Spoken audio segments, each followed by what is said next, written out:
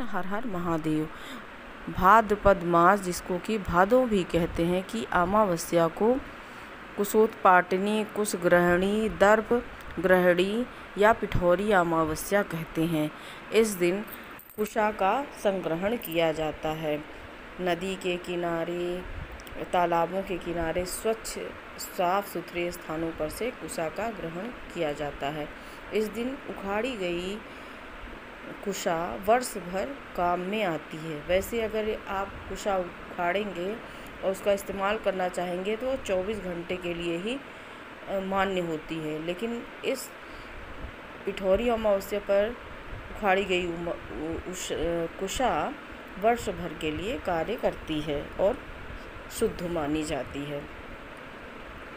इस कुशा से पवित्री बनती है, आसन बनता है, इसका शरबत बनता है। आसन पर बैठ के हम पूजा करते हैं और इस पर बैठ के की गई पूजा में हमें शीघ्र फल देती है, साथ ही साथ हमारे रोग दोष नष्ट होते हैं। इसको पहनकर ही पूजा पाठ आदि किया जाता है। जिन्होंने पूजा पाठ कराया होगा उन्हें पता होगा कि पवित्री नाम की अंगूठी बनाई जाती है, वो पंडित पहनाते हैं। इसको पहनकर पूजा किया जाता है। यहाँ तक कि तर्पण आदि कार्य भी इसे कुशा को लेकर ही किया जाता है। अब इसका महत्व क्या है? कहते हैं कि कुशा में अमृत का वास होता है। 4 स्थानों पर विष्णु जी का वास माना जाता है। पहला है पीपल, शालिग्राम, तीसरा तुलसी और चौथा आपका कुशा। कुछ लोग इसको मानते हैं कि ये विष्णु जी के रोए हैं। अब इसका उपयोग क्या करना है? आप साफ़ सुथरे स्थान से ले आएँ। जिन्हें शरबत बनाना है उसको अच्छे से धो लें और इसको रात भर के लिए पानी में भीगा रहने दें ताकि इसका अर्क अच्छे से उतर जाए। फिर सुबह इसमें नींबू, जीरा और चीनी आदि मिलाकर शरबत बनाकर पिया जाता है। कहते हैं इससे आरोग्य की प्राप्ति होती है।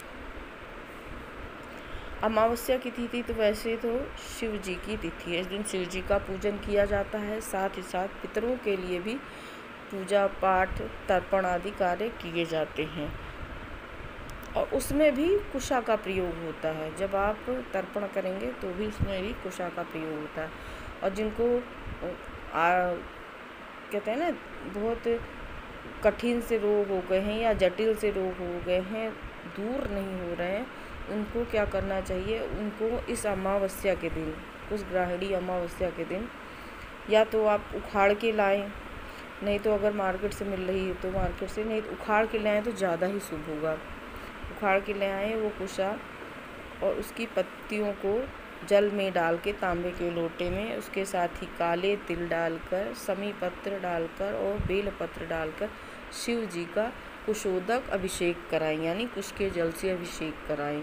अगर आपको समी पत्र आदि नहीं मिल रहा है तो काले तिल और कुशा डालकर ही शिव जी का अभिषेक करें। इससे कहते हैं कि आपकी गंभीर से गंभीर बीमारियां, जटिल बीमारियां भी जो है समयानुसार धीरे धीरे घट जाती हैं। लेकिन अगर आप ये लगातार प्रयोग करते हैं तो जिनको केतु की समस्या है, केतु जिनका पीड़ित है, उनके लिए भी यही उपाय है कि वो जल में कुशा और काले तिल डालकर शिव जी का अभिषेक करें। उनका केतु भी शुभ होता है, शांत होता है यदि पीड़ा पहुंचा रहा है तो। जिन्हें मानसिक समस्या है वो केतु का असर होता है कि उनको समझ नहीं आता और ऐसा लगता है उन्हें गंभीर बीमारी है या उनको बस भ्रम सा रहता है। भ्रम की स्थिति जिनको रहती है उन्हें में जल में कुशा डालकर शिव जी का अभिषेक करना चाहिए और वहीं बैठकर शिव जी के मंत्रों का जाप करें। आप शिव चालीसा पढ़ सकते हैं, रुद्राष्टक पढ़ सकते हैं, आपको जो आता है आप करिए। नहीं कुछ आता, ओम नमः शिवाय इस मंत्र का ही जाप कीजिए, आपको बहुत बहुत बहुत लाभ मिलेगा। हाँ, लेकिन श्रद्धा होनी चाहिए, विश्वास होना चाहिए और पूर्ण भाव से समर्पण होता है, क्योंकि भगवान भाव के भूखे हैं। उन्होंने तो विष पान किया और इतने परम शक्तिशाली हैं कि गले से नीचे विष भी नहीं उतरने दिया, इतनी उनकी पावर है। कोई सामान्य व्यक्ति जहर पीकर क्या रोक सकता है? वो इतने शक्तिशाली हैं। तो उन्हें सिर्फ भाव की ही, कुबेर को धन देने वाले हैं, विष्णु के आराध्य हैं, ब्रह्मा के आराध्य हैं, शक्ति के पति हैं, तो उनको कुछ भी नहीं चाहिए, उन्हें केवल आपका भाव चाहिए। जो परम शक्तिशाली होता है ना, उसे किसी की आवश्यकता नहीं होती। जो हमारे भगवान जी लोग का मजाक उड़ाते हैं ना, उनके लिए मैं ये कह रही हूँ कि जो परम शक्तिशाली होता है ना, उसे किसी की आवश्यकता नहीं होती। ये भक्तों का भाव है कि उन्हें दूध चढ़ाएं या गंगा जल चढ़ाएं या निर्मल जल चढ़ाएं या कुछ भी न चढ़ाएं, भाव से उनके चरण पकड़ लें, बस यही काफ़ी होता है उस परम शक्तिशाली शक्ति के लिए।